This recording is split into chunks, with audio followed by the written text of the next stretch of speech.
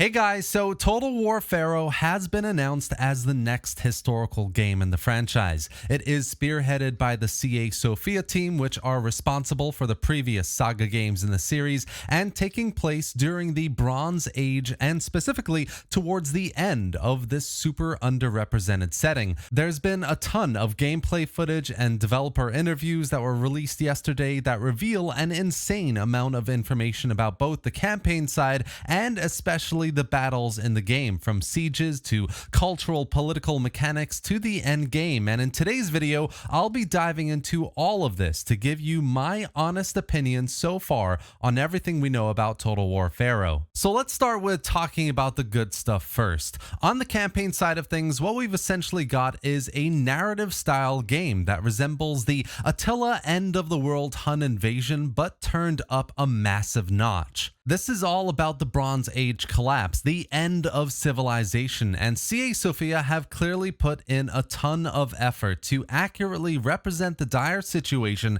and try to make it engaging and fun for the player. If certain cities around the map get destroyed, for example, the level of civilization decreases, which not only has negative effects across every faction on the campaign, but also changes the visual aesthetic of the entire map, which is super interesting. Though unconfirmed, there's also potentially a new population system which, when tied with resources like food and events like drought or other natural disasters, will provide an added layer of keeping a healthy and thriving workforce a real challenge in these desperate times. And of course, there's the fact that throughout all of these challenging features, you'll need to prepare for the end game scenario, which is the invasion of the Sea People. All the historical evidence points to a large military force, unprofessional in nature but still super effective, that fought very differently and overwhelmed most if not all the cultures and kingdoms in the area. So how this will get represented is still everyone's guess, but you can bet it will be just as, if not more of a challenge than anything we've seen before in the Total War series. A proper political system makes a return in Pharaoh with this cultural legitimacy design. So much like in Paradox games, your character can join the cultural leader's court as a military commander or a treasurer, which comes with a variety of benefits, or you can try to gain as much legitimacy as possible to challenge the leader and ultimately try to replace him. This is essentially the Rome 2 or Attila politics system rehashed and evolved, but I always found those systems just a bit bland, whereas here things could really have an impact on your style of play, and especially in the first 50 turns of your campaign, which I really like. And finally, I really like the campaign aesthetics and visuals of Troy, and to me, in Pharaoh, this is looking even better. And though this is a rough, low resolution of the game that we see so far, hopefully we'll see more in later gameplay reveals, the graphics do look really good on the map. And I imagine with the same impressive sound design that we had in Troy as well, Pharaoh will look and sound pretty damn good on the campaign. And this is especially true on the battles as well, where Sofia have created some visually stunning battle maps both on sieges with these massive sprawling cities and in the open field maps with a variety of terrain, elevation, and I mean the backdrop of pyramids there is really something to behold. I really like it.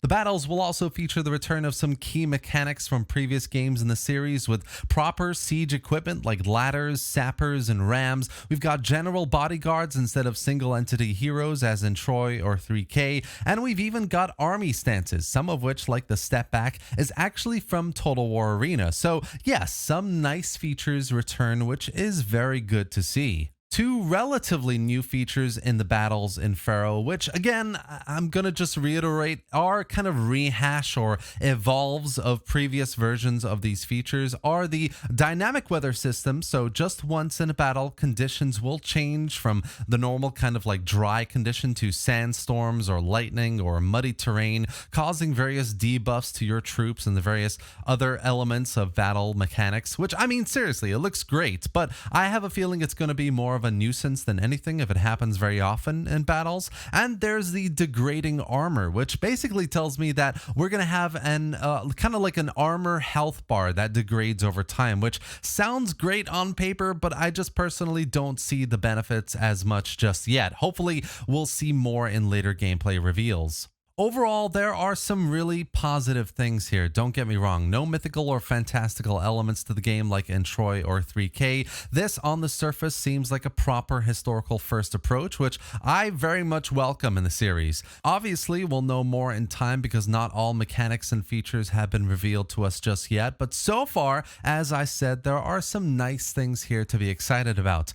But there are also some not so nice things I am worried about too. Now, a lot of people are comparing Pharaoh to Troy and calling it a Troy reskin or Troy 2.0, and I kind of agree, actually, to the most part. Troy is a game to me that very closely resembled the Warhammer games in style and design. The visual approach across the board was leaning slightly towards artistic rather than realistic, as in Rome 2 or Attila. The battles were blobby and massless with little room for tactics, as in older titles, and generally the campaign suffered from having a massive number of settlements tightly packed into a small campaign area and huge anti-player bias. I personally wasn't a fan of Troy. I'm just gonna come out straight out and be honest with that, as you can tell. And with Sofia leading the development of Pharaoh, and together with a lot of reused designs like UI, models, and animations, it seems like the game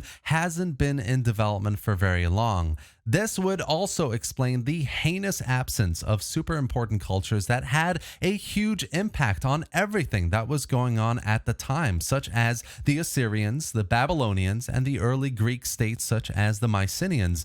The focus here is clearly on the Egyptians, the internal civil turmoil, the rise of Ramses as a pharaoh, his preparations, and the challenges he had to go through to set up a defense against, essentially a bulwark of civilization against the sea peoples. That's all really, really great. Fine and dandy. I love it. But there's a reason why big mainline historicals have had a mix match of different cultures and factions across a wide area. It's because you can play as other factions and look outside into the main conflict of the time period. You can play as the Hittites, you can play as the Canaanites. Obviously, all of those cultures are there, and that's great. But there are a lot of other cultures that were thriving at this time as well, and they were all approaching their end as well, and yet that is not being represented here. I mean, hell, even if it just meant to have Babylon and its hanging gardens with the incredible amount of diversity and immersion something like that could add to the game would be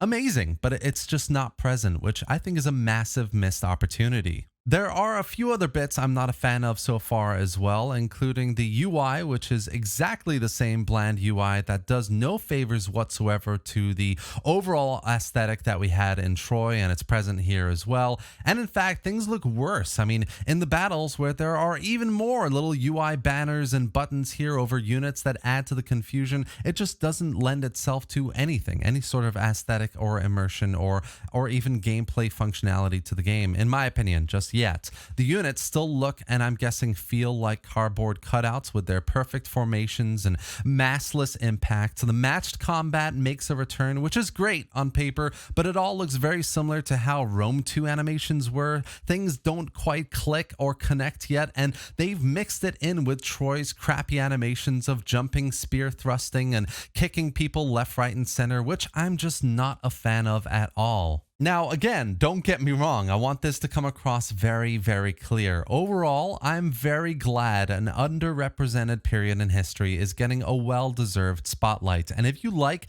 everything you've seen so far, then great. I'm honestly super happy for you. I'm sure you will absolutely love it, especially if you love Troy. There's the return of some nice features here that I've been missing a lot. I mean, matched combat is definitely way better than what we've had previously. Like proper siege equipment, some political and population systems, all of that is really, really positive. There's a lot to take away and feel hopeful, especially if you're a fan of the setting. But aside from all the negatives I've noted above, I can't help but feel this is essentially what Troy should have had to begin with. A much wider area that included Greece, plus of course Mesopotamia, which is absent here again. A game that represents the entirety of the Bronze Age Mediterranean powers with multiple conflicts, the Trojan War, the Sea People's invasion, the rise of not just the Egyptians, but the Hittites, the Babylonians. That's what a mainline historical would be like. Instead, we're getting this all split off into individual games developed over half the time that mainline historicals would usually go through, with reused assets, features, mechanics touted as brand new when they're just rehashed, and ridiculous price tags. Troy isn't played very much anymore. It's just not as replayable. It's got issues. The gameplay is closer to the Warhammers than it is to traditional historicals like Medieval 2, Shogun 2, or Rome 2, and those games still have sizable player bases despite how old they really are compared to Troy. So that just goes to show really what kind of games historical players are really hoping for out of the series. Instead, we're getting an evolved Troy essentially, which could still be great. Don't get me wrong, this is early days, but I don't have a very good feeling about it, and I'm not keeping my hopes up for this one just yet. And that's going to be it for today, guys. A lot of people have been asking me for my thoughts on Pharaoh so far, and here it is. I'm sure we'll see more info and gameplay in the next few months, and hell, if it comes out and I love it, I will honestly change my mind and tell you that I think it's a great game. But until then, I'm going to be cautious, not even optimistic, and I'm gonna do more videos like this, analyzing and giving you my thoughts about the various gameplay features that have been revealed, and let you know my thoughts as we go along in this journey up until release. I really hope you enjoyed this video, and if you did, do give it a like and drop any thoughts or questions in the comment section below. I would love to hear what you think about everything I've discussed here today, and what you think about Total War Pharaoh so far. Subscribe to the channel for more Total War content, gameplay, and news just like this, and thanks for watching, guys. I'll see you next time.